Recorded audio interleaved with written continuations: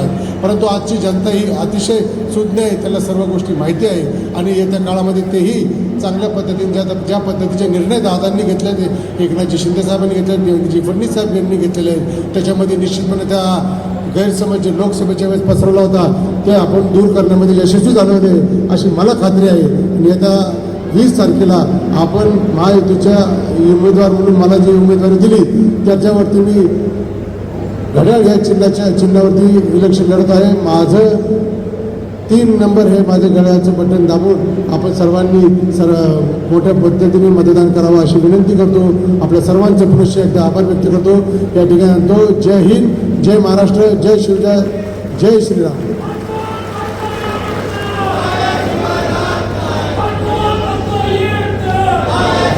यानंतर या ठिकाणी सकल मातंग समाज महाराष्ट्र राज्य यांच्या वतीनं उमेदवार सुनील अण्णा टिंगरे यांना पाठिंब्याचं पत्र या ठिकाणी देण्यात येत आहे. ते पत्र देण्यासाठी ते सर्वांना विनंती आपण समोर यायचं आहे.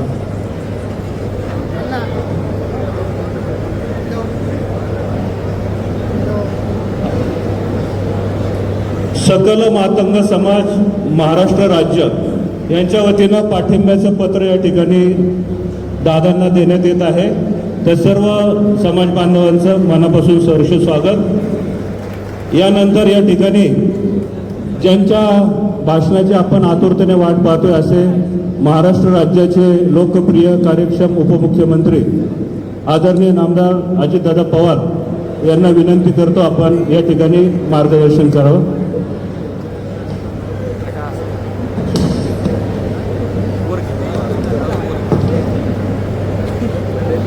भारतीय जनता पक्षाच्या वतीनं राज्यामध्ये होत असलेल्या विधानसभेच्या निवडणुकीच्या निमित्तानं वेगवेगळे निरीक्षक पाठवलेले, ते कर्नाटकातून आलेले सिद्धजी पाटील,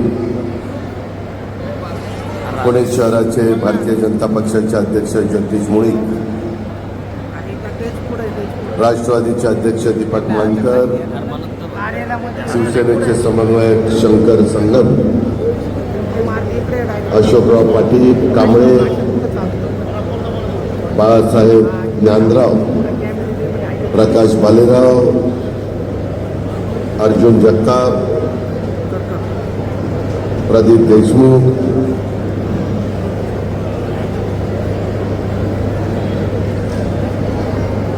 आपल्या महायुतीचे उमेदवार म्हणून ज्यांची आपण निवड केलेली आहे ते विद्यमान आमदार सुनील टिंगरेजी,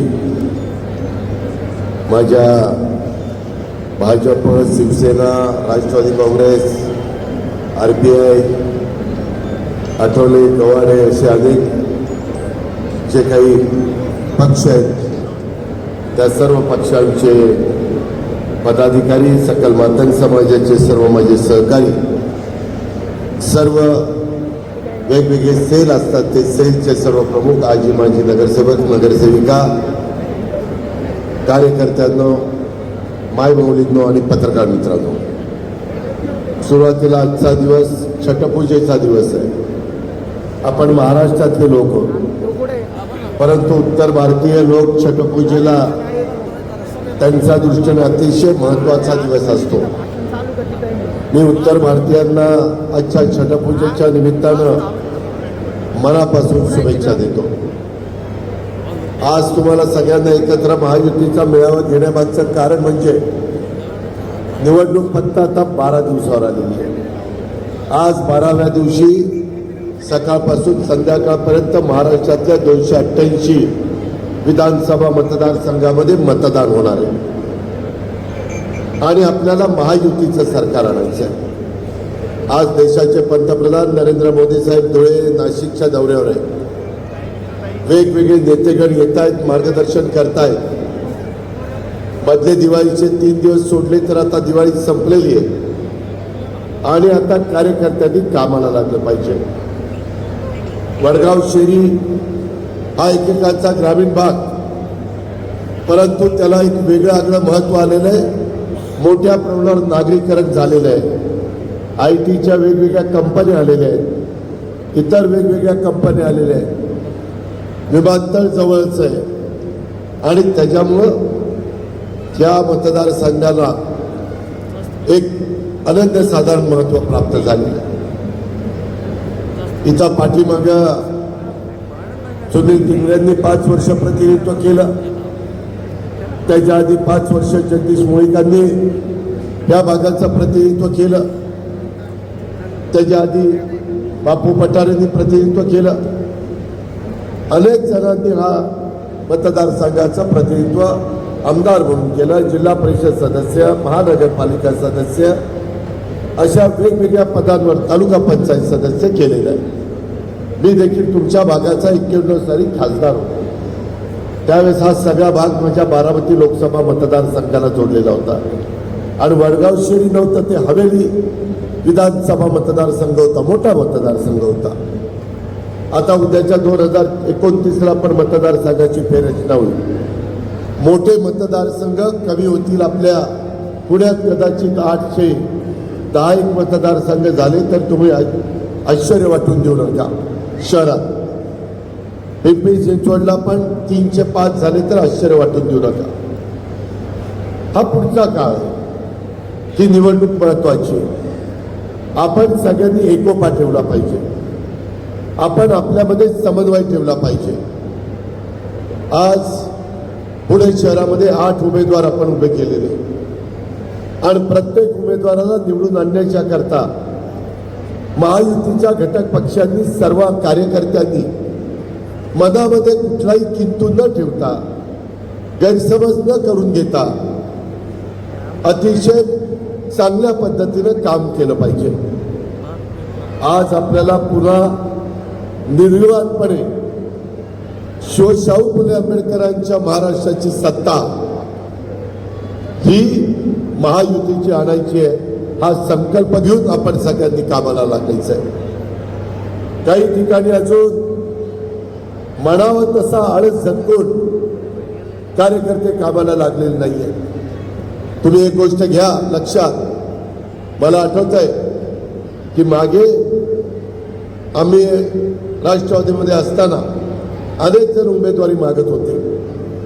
त्यावेळेस जगदीश मुळीक उमेदवार होते भारतीय जनता पक्षाचे. आम्ही महाविकास आघाडी आणि महायुती अशी लढत होती. परंतु त्यावेळेस बापूसाहेब पठारेंना आम्ही तिकीट नाकारलं. का तर त्याच्यापेक्षा उजवा उमेदवार म्हणून सुनील टिंगरे आम्हाला भावला आणि त्या ठिकाणी त्याला उमेदवारी दिली. तुम्ही त्याला निवडून दिलं.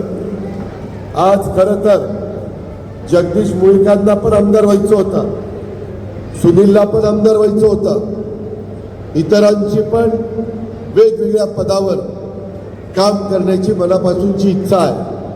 आणि इच्छा का असू नये, शेवटी ध्येय काहीतरी मनामध्ये असलं पाहिजे.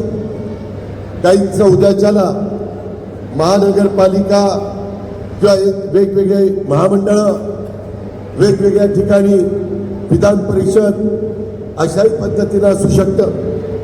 एकनाथराव शिंदे, देवेंद्रजी फडणवीस आणि मी आणि चंद्रशेखर बावनकुळे आणि सुनील तटकरे आम्ही ज्यावेळेस रामदास आठवले आणि बाकीच्या सगळ्यांच्या सहित बसलो की बाबा आता कशा उमेदवारी द्यायच्या, आम्हाला जरा तारेवरची कसरत करावी लागली. काही सिटिंग होते, काही ठिकाणी सिटिंग असताना तेवढ्याच ताकदीचे दुसऱ्याही पक्षाचे उमेदवार आपल्या महायुतीचे होते.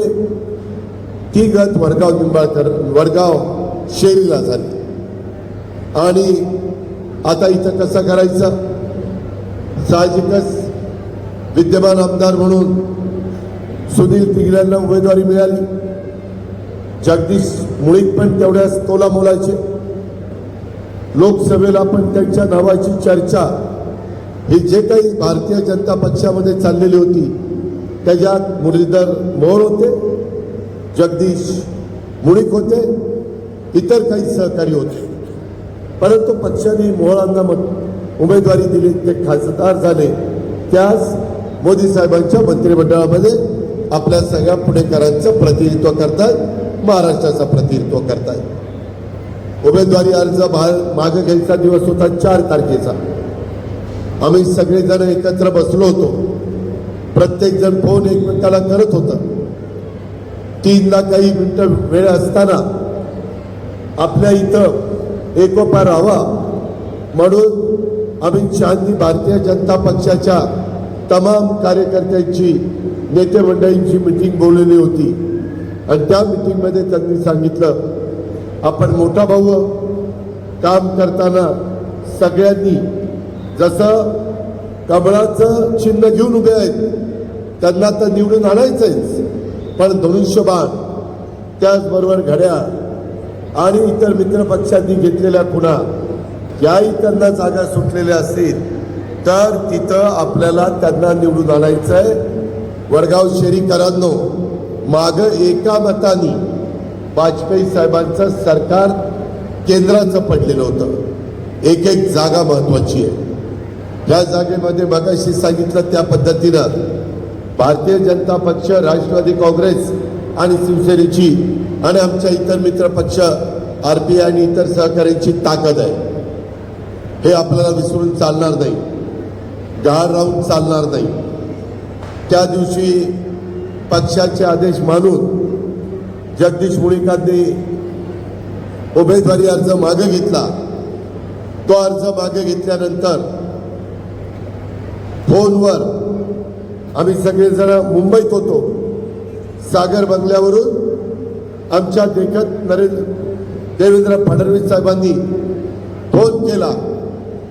तो तुम्हा कार्यकर्त्यांना भाजपच्या ऐकवला की आज पक्षाचं एक मान, पक्षाचा आदेश हे जगदीश मुळीकांनी ऐकलेले आहेत. आम्ही जगदीश मुळीकांना वाऱ्यावर सोडणार नाही. त्यांना विधिमंडळाचा दरवाजा दाखवण्याचं काम आम्ही त्या ठिकाणी करू.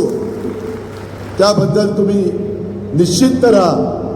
हे एक जबाबदार भारतीय जनता पक्षाचे नेते, 5 वर्ष या राज्याचे मुख्यमंत्री राहणारे, आत्ता 2.5 वर्ष उपमुख्यमंत्री असणारे, आज महाराष्ट्राची जबाबदारी सांभाळणारे त्यांनी सांगितलं आणि आम्ही तिथं बसलेलो होतो. त्याच्यावर आम्ही पण ऐकलेले आहे. वडगाव शहरीकरांनो, आपल्यामध्ये अंतर पाडण्याचं काम केलं जाईल, दुही माजवण्याचं काम केलं जाईल, फूट पाडण्याचं काम केलं जाईल. आपण नीट वागलो तर आपल्याला 2 आमदार मिळणार आहे, एक सुनील आणि एक जगदीश. तुम्ही काळजी करू नका. जसं हडपसरला 2 ताकदीचे होते, चेतन आणि योगेश. योगेशला घेण्यात आलंय, चेतन आता उभा आहे. अजूनही काही जागा विधान परिषदेच्या बाकी आहेत, त्या मुद्दाम मागे ठेवलेल्या आहेत. पण तुम्ही सगळ्यांनी एका जीवानी काम केलं पाहिजे.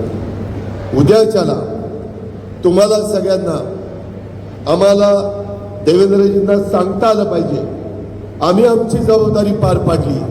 आम्ही महायुतीचा आमदार दिला, आता आम्हाला महायुतीचा दुसरा आमदार द्या आणि तो भाजपचा आमदार जगदीश मुळीक द्या. हे होतंय, हे आपल्याला करायचंय. पण आपण गाफील राहू नका, आपण कुठेही नावमेद होऊ नका. ज्या पद्धतीनं इथं काही जणांची आजही दडपशाही आहे, आजही त्या ठिकाणी दबाव आणण्याचा प्रयत्न केला जातो. काही आपले महायुतीचे कार्यकर्ते प्रचार करत असताना फोन केला जातो, तुझ्याकडे बघून घे. अरे काय आम्ही हातात बांगड्या भरल्यात का बघून घे? मी या जिल्ह्याचा अनेक वर्ष पालकमंत्री आहे. मी जोपर्यंत सरळ आहे तोपर्यंत सरळ आहे. पण समोरच्यांनी वाकडेपणा केला तर आरेला कार्य म्हणण्याची देखील आमची ताकद आहे. आणि हे जे काही दमदाटी देत आहेत त्यांना आमदारकीचा दरवाजा मी दाखवलेला आहे. स्टँडिंग कमिटीचा चेअरमन मी केलेला आहे. त्याच्यावर यांची सगळ्यांची अंडी पिल्लं माझ्याकडे, तुम्ही काय काळजी करू नका. ज्या गावच्या बोरी त्याच गावच्या बाबळी असतात. तुम्ही फक्त मजबूतीनं राहा, तुम्ही गाफील राहू नका. आपण केंद्र सरकार आपल्या विचाराचं आहे. मोदी साहेब 4.5 वर्ष तिथं अजून सरकार राहणार आहे. पुढे एनडीएचं सरकार येणार आहे. महाराष्ट्राला भरभरून देण्याचा त्यांचा प्रयत्न आहे. पहिल्याच कॅबिनेटला वाढवण बंदर 75,000 कोटीचं त्यांनी आपल्या महाराष्ट्राला पालघरचं त्या ठिकाणी दिलेलं आहे. त्याच्यातून 10 ते 12 लाख मुला मुलींना रोजगार आणि संपूर्ण देशाला त्या बंदराचा उपयोग निर्यात आयात करण्याच्या बाबतीमध्ये होणार आहे. जगातल्या 10 बंदरापैकी एक ते बंदर आहे. आम्ही स्वतः पंतप्रधानांच्या बरोबर एकनाथराव शिंदे, देवेंद्रजी, मी आणि आम्ही बाकीचे सगळे आपल्या महायुतीचे घटक पक्षांचे सगळे सहकारी तिथं हजर होतो. स्वतः पंतप्रधानांनी भूमिपूजन केलेलं आहे. प्रश्न आहेत ते सोडवण्याची धमक आणि ताकद आपल्यात आहे. आज या राज्याला पुढे घेऊन आपण चाललोय. आपण सगळ्यांना न्याय देण्याचा प्रयत्न करतोय.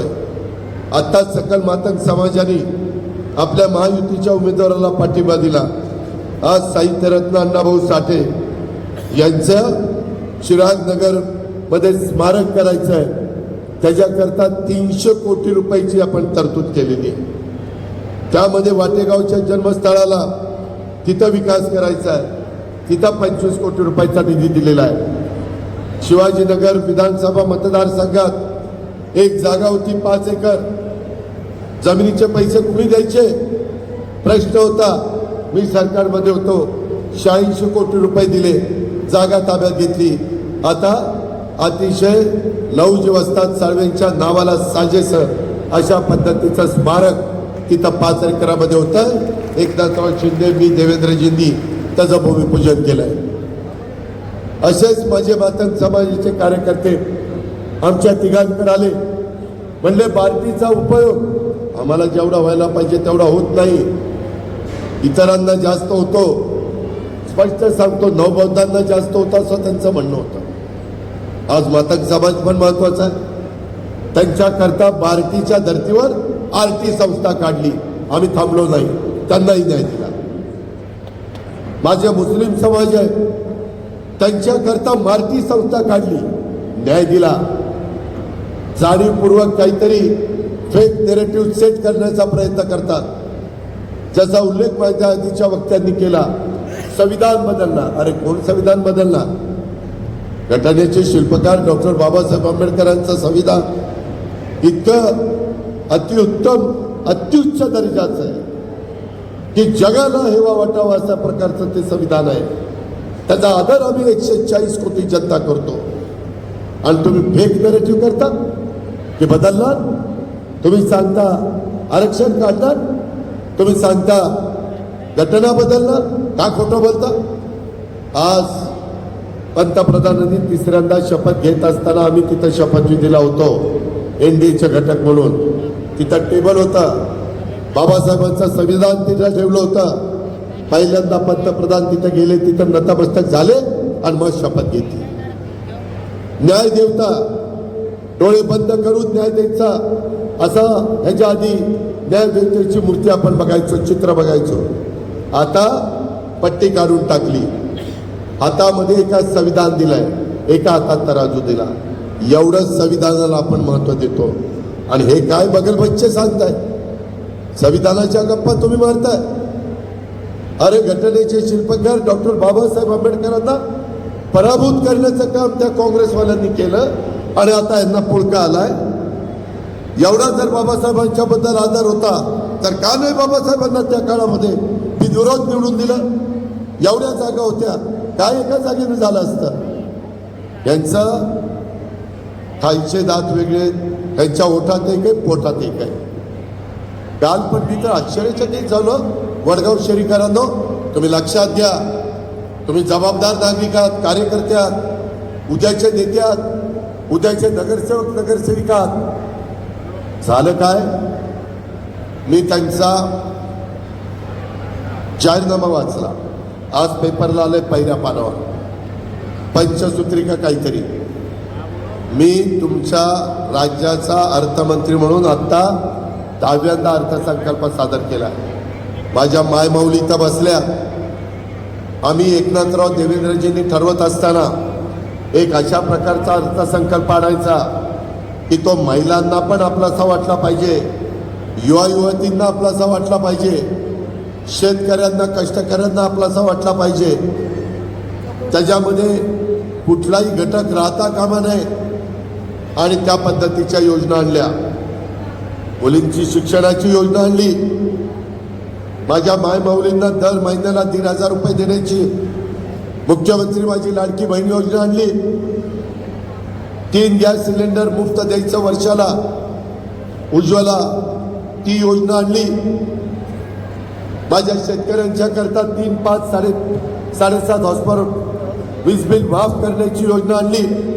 शेतीच्या पंपाचं,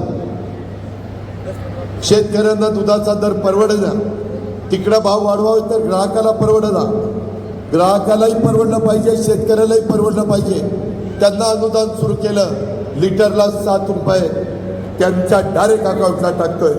आणि या सगळ्या योजना हातात पैसा नाही.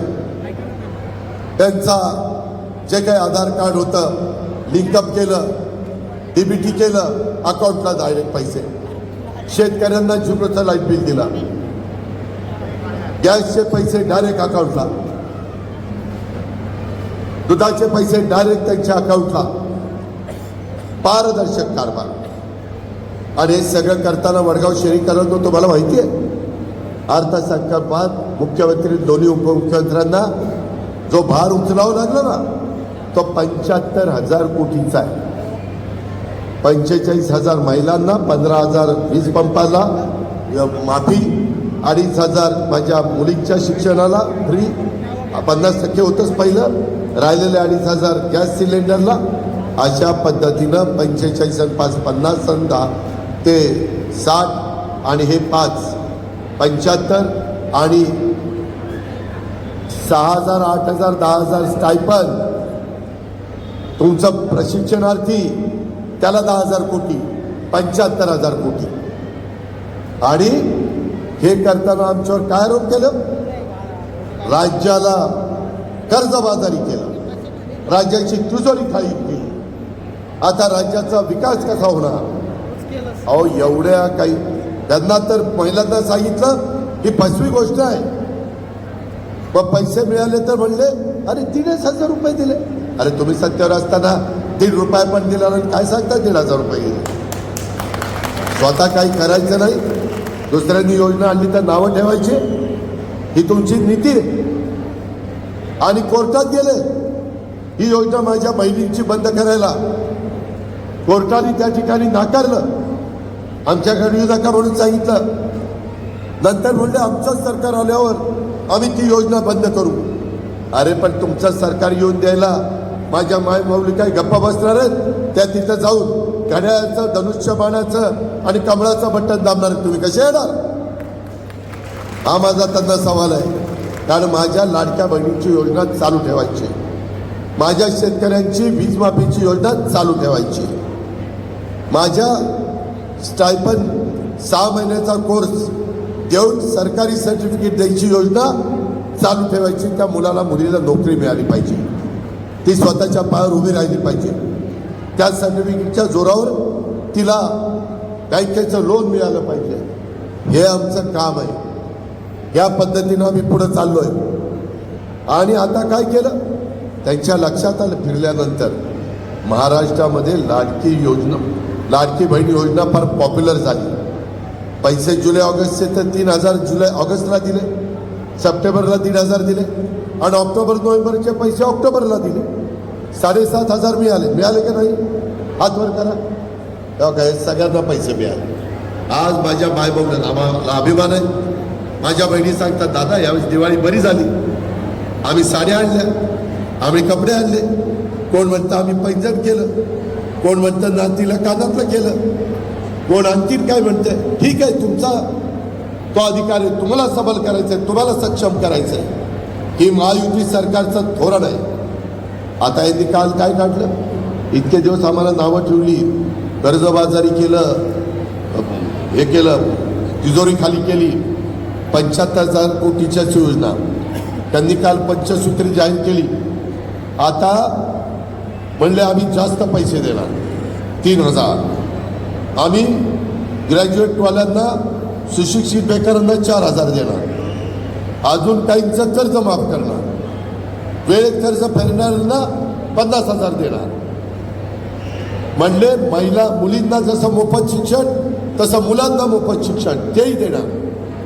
एवढ्या घोषणा केल्या, काय तुम्हाला सांगू. त्याचा हिशोब केला, कारण मी अर्थमंत्री, मी माझी काही अर्थ विभागाच्या सचिवांशी चर्चा केली. म्हणले या सगळ्या घोषणाला किती पैसे लागतील. ते म्हणले 3 लाख कोटी. 3 लाख कोटी. आपल्या पगाराला पैसे किती लागतात माहिती आहे. राज्याच्या क्लास 1, क्लास 2, क्लास 3, क्लास 4 नंतर तुमचे IAS IPS ऑफिसर सगळ्यांचा खर्च आहे.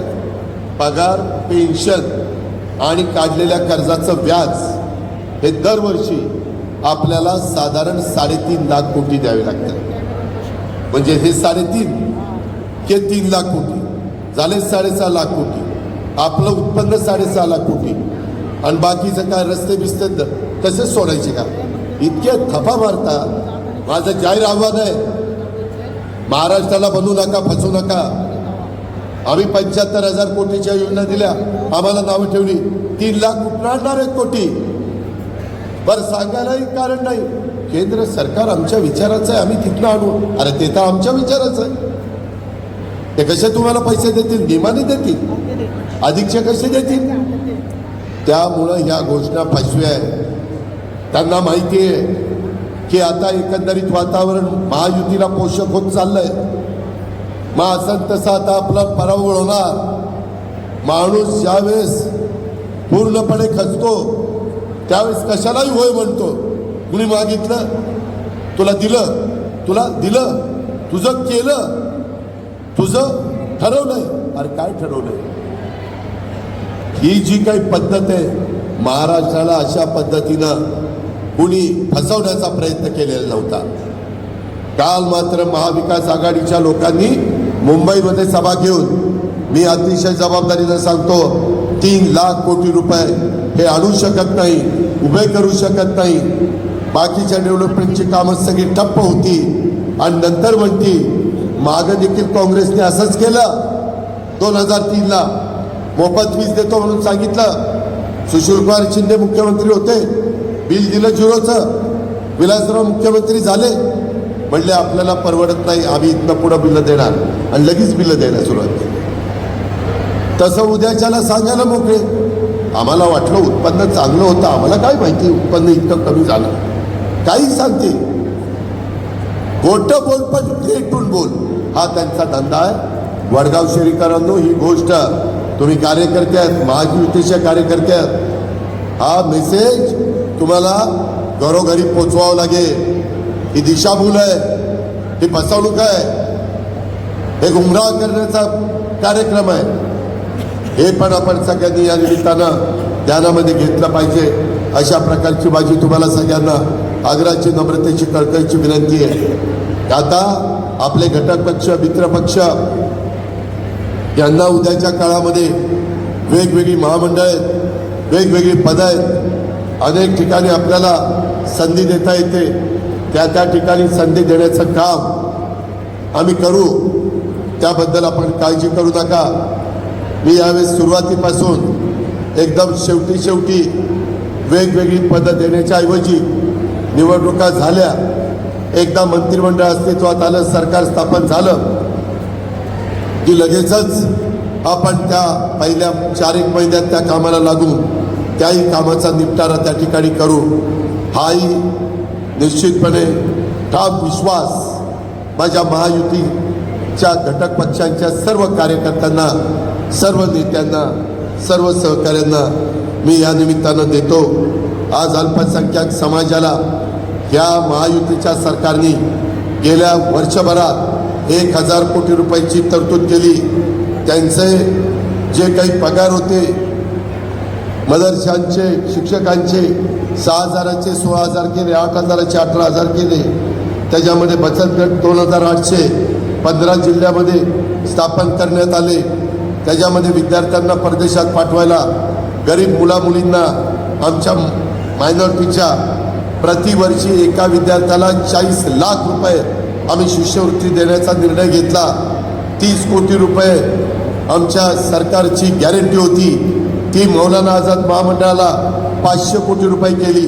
मौलाना आझाद महामंडळाचं भागभांडवल हे 1000 कोटीपर्यंत केलं आणि सारथी, महाज्योती, त्याच्यामध्ये भारती, आरती, या अमृत याच धर्तीवर माझी अल्पसंख्याक संशोधन आणि प्रशिक्षण संस्था मारती आम्ही स्थापन केली. आम्ही सगळ्याला न्याय देतोय. मी तर सोशल इंजिनिअरिंग केलंय. राष्ट्रवादी काँग्रेस पक्षाचे उमेदवार देत असताना मला जागा मर्यादित आल्या. त्या जागेत 10% मी मायनॉरिटीला संधी दिली.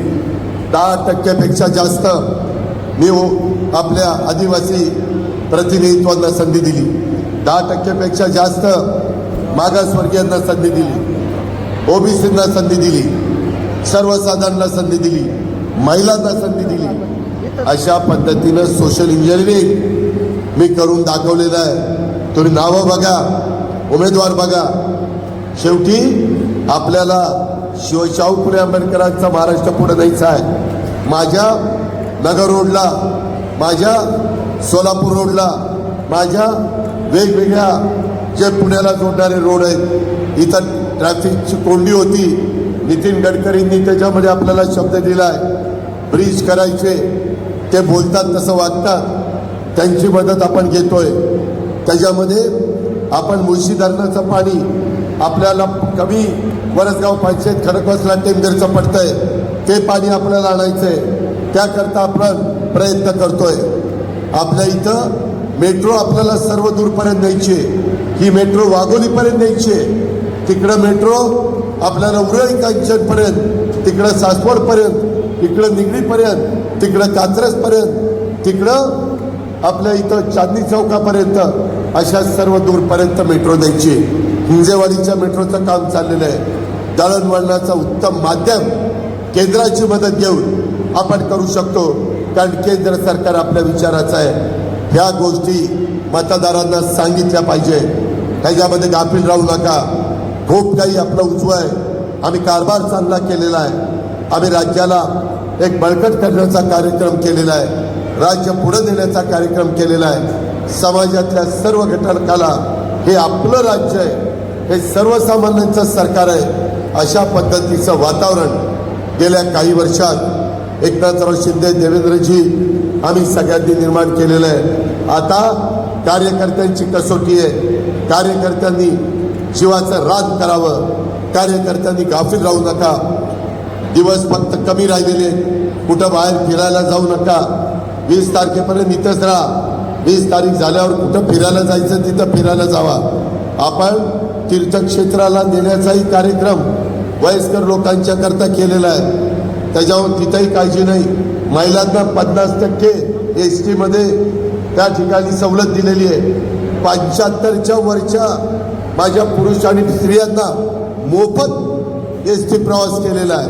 का? ते वयस्कर आहेत. त्यांना तिथं उतारवयात देवदर्शनाला जाता आलं पाहिजे, पाहुण्या रावळ्यांना भेटायला जाता आलं पाहिजे, मुलीकडं नातवंडाकडे जाता आलं पाहिजे. हे काम महायुतीनं केलेलं आहे. ही गोष्ट लक्षात घ्या.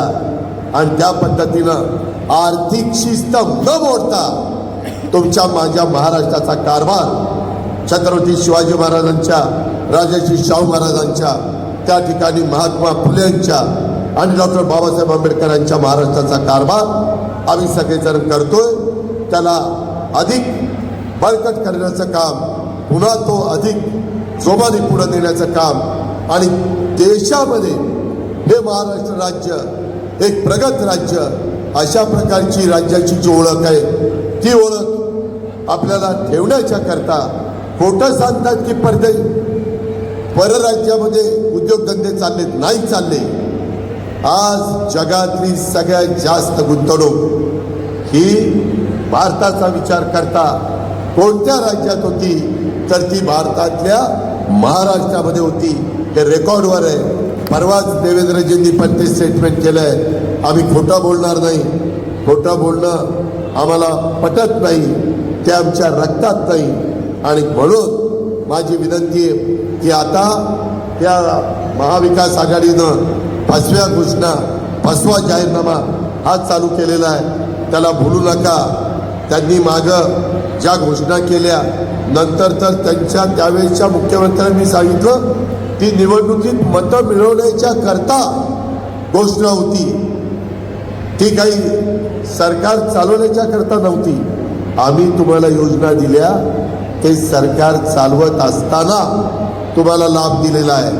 आम्ही घोषणा त्या ठिकाणी केल्या नाही, आम्ही कार्यक्रम दिला, राबवला, तुमच्यापर्यंत पोहोचवला आणि मग मतं मागण्याच्या करता तुमच्याकडे आलेलो आहे.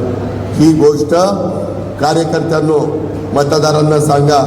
पुन्हा सांगतो, कुणाच्या दबावाला बळी पडू नका, कुणालाही घाबरण्याचं कारण नाही. आपण काही चुकीचं करत नाही.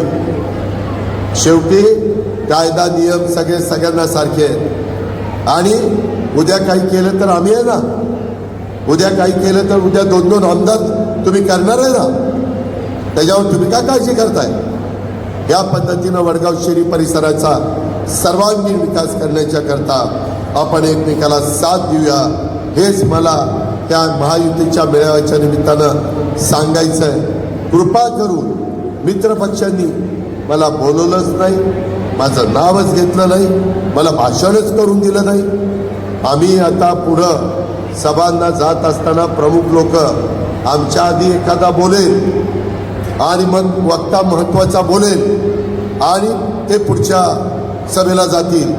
कारण कमी वेळेत हेलिकॉप्टर आणि विमानाने जास्तीत जास्त सभा घ्यायच्या. आज धुळ्यामध्ये सभा होती, देवेंद्र फडणवीस बोलले, लगेच पंतप्रधानांना बोलायला दिलं. ज्यांना बोलायचंय त्यांनी महत्वाचे वक्ते यायच्या आधी जी काही भाषणं करायची ती करा. आम्ही कुणी 1ला येणार असेल 12ला सभा लावा, 12 ते 1 सगळं उरकून घ्या. परत काही म्हणतील आम्हाला वक्त्याच्या देखत भाषण करायचंय, तुमचं भाषण टेप केलं जाईल, आम्हाला नंतर ऐकवलं जाईल, काही काळजी करू नका. पण शिस्त पाळा. कारण मला माहिती आहे, मी अनेक वर्ष अनेकांना बरोबर घेऊन काम केलेलं आहे. छोट्या छोट्या गोष्टी करता काही काही नाराज होतात आणि त्या नाराजीचा फटका उमेदवाराला बसतो, निवडणुकीला बसतो. तसं बाबांनो होऊन देऊ नका. हे तुमच्या माझा घरचं लग्न नाही आहे, ही आपली सगळ्यांची राज्याच्या भल्याकरताची जबाबदारी आहे. हे मात्र नाकारूता कामा नये अशा प्रकारची मी आपल्याला सगळ्यांना विनंती करतो. आणि आपण सगळेजण तो भर दुपारी उपस्थित राहिला त्याबद्दल आपलं स्वागत देखील करतो. माझ्या मायबाऊनी एवढ्या मोठ्या संख्येने उपस्थित राहिल्या त्या माझ्या बहिणींना पण सलाम करतो आणि आपली रजा घेतो. जय हिंद, जय महाराष्ट्र. एक प्रवेश आहे तिथं, गणेश खांदवे, त्यानंतर नवनाथ रागपसरे आणि प्रवीण कांबळे यांचा प्रवेश आहे दादांच्या हस्ते. आणि सर्व उपस्थित मान्यवर जे व्यासपीठावर आहेत त्यांना विनंती, आपण 3चा असं सिम्बॉल करायचं आहे. दादा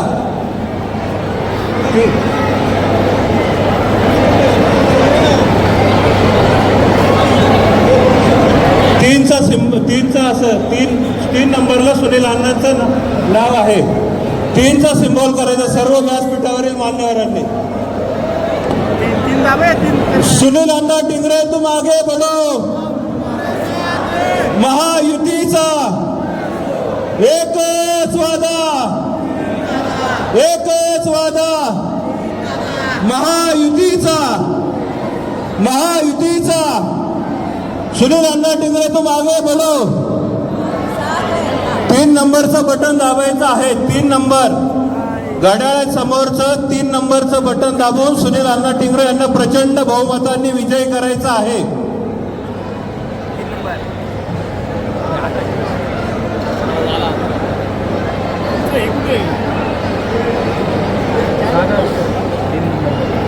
यूट्यूबला चेंज